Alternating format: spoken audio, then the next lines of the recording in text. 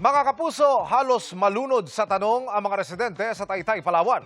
Ang mga inanod kasing dikya o yung jellyfish sa kanilang dalampasigan kulay pink. Anong mga dikya ito? Kuya Kim, ano na? Inanod ng pangamba ang mga taga-Taytay, Palawan nang ang kanilang dalampasigan dinagsa ng mga dikya na kakaiba raw ang itsura.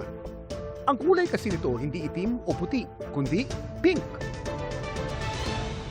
Ayon sa empleyado ng Municipal Agriculture Office ng Taytay na si Mary Ann, umaga nitong Martes na may naamoy silang masangsang. Na-check po namin yung sa gilid kasi po low tide niya po. Tiningnan po tapos napansin po namin marami nga pong pink na jellyfish na nagkalat po doon. Nagulat lang po talaga kami si first time ko po nakita na sobrang daming ganong klaseng jellyfish. Hinala ni na Mary Ann, kaya nagsulputan ng daan-daang pink na dikya sa kanilang dalampasigan ay dahil Siguro po yung pag-iiba ng temperature ng tubig, ng salt water. ito nga bang rason kung bakit inanod ang mga pink na dikya sa Taytay? Kuya Kim, ano na? Ang mga pink na dikyang inanod sa Taytay ay mga Crambione mastigophora o labong-labong. At dahil malakamatis daw ang itsura at kulay ng mga ito, kilala din sila sa tawag na tomato jellyfish.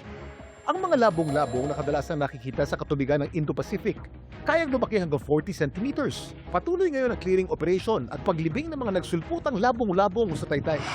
Ayon sa Bee Farm Mimaropa, madalas daw talaga ito maobserbahan tuwing mainit ang panahon. This is not rare this time. Mayroon naman talaga doon sa area na yun. We can attribute that to the extreme heat, lalo na sa coastal waters. Pwede pa nating i-attribute ito sa availability of food. Wala na daw dapat ipangamba sa pagsulpot nito.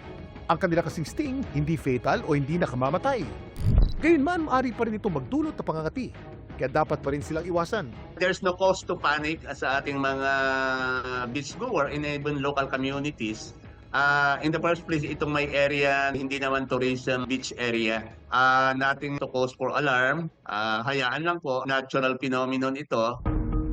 Laging tandaan, importante ang may alam. Ito po si Kuya Kim at sagot ko kayo, 24 oras.